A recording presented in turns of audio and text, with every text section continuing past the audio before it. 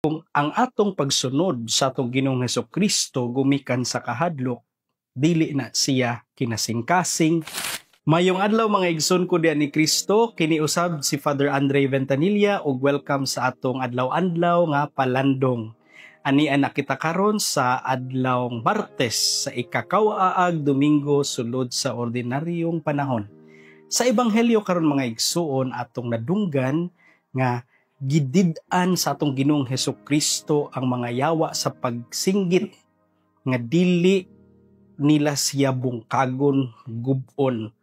Don't you want to destroy us, or have you come also to destroy us? Mangutana ta ngano ka gidid-an sila sa atong Ginoong Hesukristo? Tingali gusto sa mga yawa nga madunggan ang ilang yangungo sa mga tao. Ug tungod ni ana ang mga tao makahuna-huna nga mahadlok sila sa atong Ginoong Hesukristo.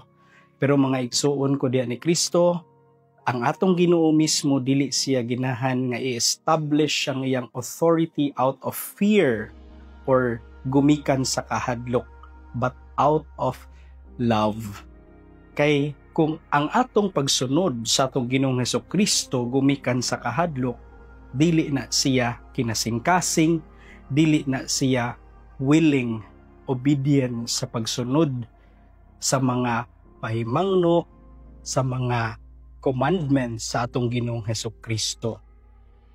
Sa atong kinabuhi usab mga igsuon, atong timan-an nga ang pag-establish sa atong authority out of love, dili na siya sayon nga himuon. It might be the most difficult thing to do. Kay pila ra man gud ang pagpasunod sa ubang tao kung imo silang hadlukon, dili ba? Pero dili mahimong genuine, dili mahimong authentic ang ilang pagsunod.